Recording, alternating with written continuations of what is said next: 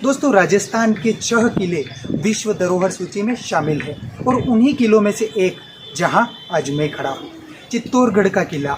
इस किले में प्रवेश करने के लिए 7 पोल है जिन्हें हम दरवाजे कहते हैं और इन दरवाज़ों को पार करके ही किले पर पहुंचा जा सकता है। कभी राजा महाराजाओं के शासनकाल में रात्रि को यह दरवाजे निर्धारित समय पर बंद होते थे तथा खुलते थे। आज इन दरवाज़ों पर उसी समय के कलात्मक किवाड़ भी लगे हैं। इन दरवाज़ों के नाम आज भी उसी समय के यथावत हैं। इसके साथ ही इन दरवाज़ों के नामों से जुड़े कुछ रोचक तथ्य भी हैं जिन्हें हम इस एपिसोड में पूरी जानकारी के साथ देखने वाले हैं। तो यही उम्मीद है कि आप आखिरी तक बने रहेंगे। चलिए शुरू करते हैं।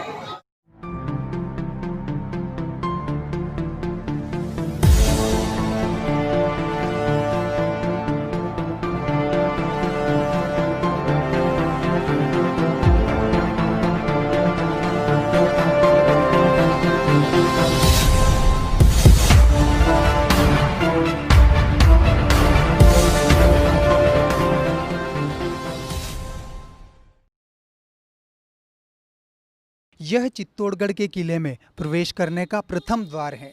दोस्तों, इससे जुड़ी एक किंवदंती है कि एक बार इस किले में इतना भीषण युद्ध चला कि खून की एक नदी बहने लगी और उसी खून की नदी में एक पाड़ा यानी भैंसा बहते बहते यहाँ तक आ गया था, यानी इस पोल तक आ गया था। इसलिए इस दरवाजे का नाम पाड़न पोल पड़ गया है।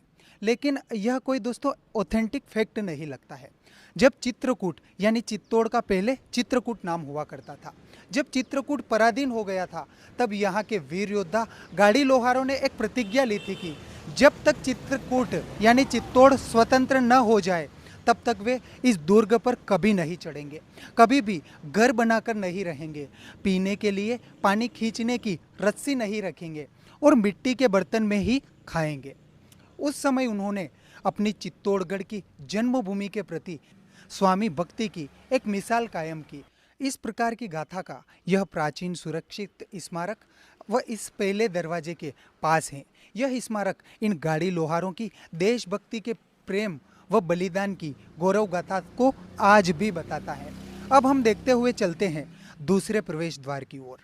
साथियों, आपको मेरे पीछे ये जो छतरियां बनी हुई दिखाई दे रही है, इनमें से यह पहली 4 खंभों वाली छतरी प्रसिद्ध राठौड़ जयमल जो बदनौर के राजा थे, उनके कुटुंबी कल्ला की है और दूसरी यह 6 स्तंभों वाली छतरी स्वयं जयमल जी की है। इनके पास ही दोनों मारे गए थे। दोस्तों, जयमल और कल्ला का जिक्र हमने इस किले के अन्य एपिसोड में भी किया है। सन 1567 में जब बादशाह अकबर ने चित्तौड़गढ़ पर चढ़ाई की थी, उस समय पत्ता तथा मेड़तिया राठौड़ जयमल दोनों ही महाराणा उदय सिंह जी की अनुपस्थिति में इस किले के रक्षक नियुक्त हुए थे। इसी दौरान तीसरे शाके की लड़ाई के दिनों में एक दिन रात में जब जयमल किले की एक टूटी दीवार की मरम्मत करा रहे थे, तो उस समय अकबर की गोली से उनकी एक टांग बेकार हो गई और लंगड़े हो गए। फिर उनको कल्ला ने अपने कंधों पर बिठाकर दूसरे दिन के युद्ध में उतारा था।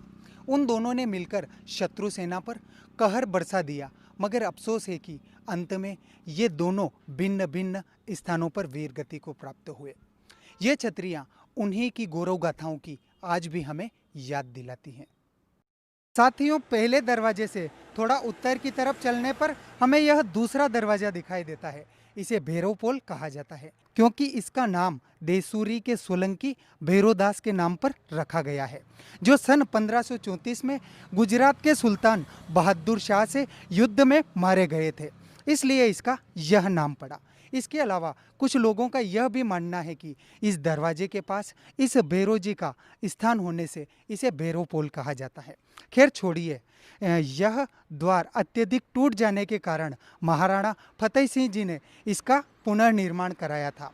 साथियों, इन दरवाजों पर उस समय इन दीवारों पर भी द्वारपाल तैनात होते थे। 24 घंटे पहरेदार उपस्थित होते थे। चलिए अब चलते हैं तीसरे दरवाजे की ओर। साथियों, इस किले पर चढ़ाई करते हुए अब हम तीसरे दरवाजे पर पहुंच गए हैं। इस द्वार के बाहर दाईं ओर यह हनुमान जी का प्राचीन मंदिर है, इसलिए इस द्वार का नाम हनुमान पोल है। रात के समय में इन सभी दरवाज़ों के ऊपर तेल के बड़े बड़े दीपक और मशाले जलाकर रोशनी की जाती थी। सोचिए वो समय भी कितना खूबसूरत होगा। चलिए अब हम ले चलते हैं आपको इस किले के चौथे दरवाजे की तरफ।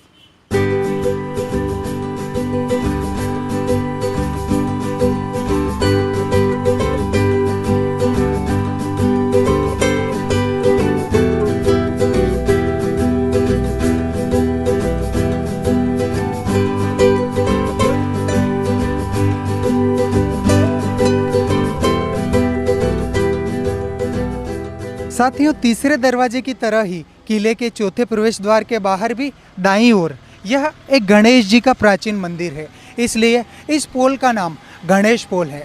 साथियों, उस समय में इस दुर्ग के प्रथम दरवाजे यानी पाड़न पोल पर ढोल नगाड़े और बड़े बड़े घंटे लगे हुआ करते थे। इन्हें बजाकर दरवाजे खोले और बंद किए जाते थे। चलिए अब चलते हैं अगले पोल की तरफ। अब हम लगातार घुमावदार चढ़ाई करते हुए इतिहास को समझते हुए किले के 5वें द्वार पर प्रवेश कर चुके हैं। यहाँ पर 5वां और छठा दरवाजा पास होने के कारण इस द्वार को जोरला पोल कहा जाता है। यहाँ पर जोरला का अर्थ निकलता है कि जुड़वा यानी पास। इसका दूसरा अर्थ यह भी है कि इस पोल के यहाँ चढ़ाई अधिक होने से यहाँ पहले ऊंट, घोड़ों, यहाँ तक कि हाथियों को भी जोर लगाना पड़ता था, इसलिए भी इसे जोरला पोल कहा जाता है। दोस्तों, 5वें दरवाजे के ऊपर की ओर यह छठा प्रवेश द्वार है। इसके अंदर जाने पर अन्य दरवाजों की तरह ही दाईं ओर लक्ष्मण जी का यह मंदिर है, इसलिए इसे लक्ष्मण पोल कहा जाता है। लेकिन इस मंदिर के बारे में बहुत कम लोग जानते हैं। यहाँ कई सालों से ताला लगा हुआ है। अब हम आपको दिखाते हैं इस किले का सबसे आखिरी और 7वां दरवाज़ा। तो चलिए चलते हैं।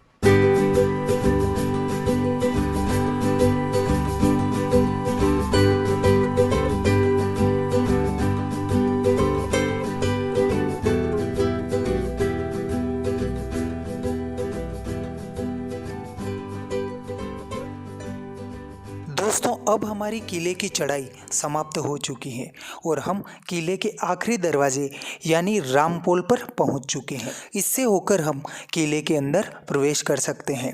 इस दरवाजे के पास यहाँ पर महाराणाओं के पूर्वज माने जाने वाले सूर्यवंशी भगवान रामचंद्र जी का यह मंदिर है।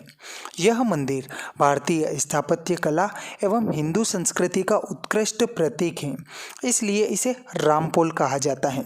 दोस्तों, इस दरवाजे से प्रवेश करने के बाद उत्तर वाले इस रास्ते की ओर बस्ती है तथा दक्षिणी भाग की ओर जाने वाले इस रास्ते पर किले के कई दर्शनीय स्थल हैं। दुर्ग पर इन 7 प्रवेश द्वारों के अलावा यह एक सूरजपोल दरवाज़ा स्थित है, यानी इस पोल से आगे उतरते ही सूरजपुर एक गांव है। गांव का नाम भी यही है क्योंकि सूर्योदय के समय यहाँ से सूरज देव के दर्शन होते हैं, इसलिए इसे सूरजपोल दरवाज़ा कहा जाता है। इसी प्रकार किले में फतेह प्रकाश नाम से यह एक महल भी है। इसके सामने यह एक बड़ा दरवाज़ा भी है, यानी इसकी ऊंचाई अधिक होने से इसे बड़ी पोल कहा जाता है। इसे देखने के बाद आप समझ चुके होंगे कि उस समय में भी इस किले की सुरक्षा कितनी खास हुआ करती थी। साथियों, इस सीरीज के पहले एपिसोड में बस इतना ही। वीडियो काफ़ी लंबा हो गया है। अगर पसंद आया हो तो वीडियो को लाइक कीजिए और कमेंट में आपकी सलाह हमें ज़रूर दीजिए। आगे के अन्य एपिसोड में हमने पूरे ही किले को पूरी जानकारी के साथ बताया है। आप डिस्क्रिप्शन में या ऊपर आई बटन पर क्लिक करके देख सकते हैं। फिलहाल मुझे दीजिए इजाज़त, फिर मिलेंगे किसी नए और इंडियन देसी ट्रैवलर वीडियो के साथ। तब तक के लिए धन्यवाद। जय हिंद।